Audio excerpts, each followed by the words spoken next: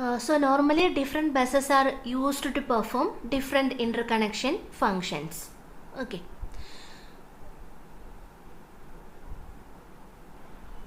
ഇതാണ് ഒരു hierarchical bus systems എന്ന് പറഞ്ഞിട്ട് നമുക്ക് പഠിക്കാനുള്ള സംഭവം.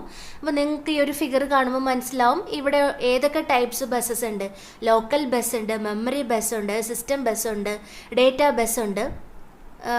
ഓക്കെ, ദെൻ ഇവിടെ ഒരു സ്കസി ബസ് എന്നും പറഞ്ഞിട്ട് വേറൊരു ബസ്സും കാണിച്ചിട്ടുണ്ട്. അപ്പോൾ ഈ ഓരോരോ ബസ്സുകളുമാണ് നമ്മൾ ഡീറ്റെയിൽഡ് ആയിട്ട് നോക്കുന്നത്. അപ്പോൾ ലോക്കൽ ബസ് CPU ബോർഡിനകത്താണ് ഉള്ളത്. ആ CPU ബോർഡിനകത്ത് എല്ലാം CPU, IOC, ക്യാഷ്, IF ഇത്രയും കാര്യങ്ങൾ ഉണ്ട്. ഓക്കെ, ഇപ്പോൾ ലോക്കൽ ബസ് ഇംപ്ലിമെൻറ്റ് ചെയ്തിരിക്കുന്നത് വിത്തിൻ പ്രോസർ ചിപ്സ് ആണെന്ന് നമ്മൾ കണ്ടു. അല്ലെങ്കിൽ നമ്മുടെ പ്രിൻറ്റഡ് സർക്യൂട്ട് ബോർഡ് ഏതാണോ ആ ബോർഡിനകത്തുള്ള ബസ്സാണ് ലോക്കൽ ബസ് എന്ന് പറയുന്നത്. അപ്പോൾ ഈ ലോക്കൽ ബസ് എന്ത് ചെയ്യും?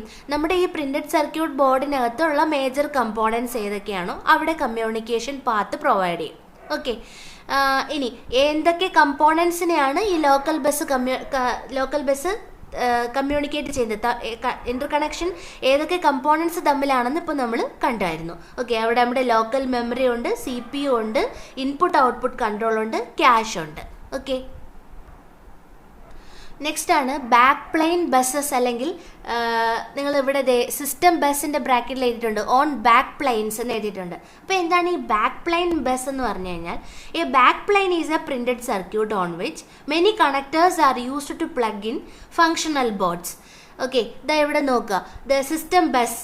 ഈ സിസ്റ്റം ബസ് എന്ന് പറയുന്നത് ബാക്ക് പ്ലെയിൻസിലാണ്.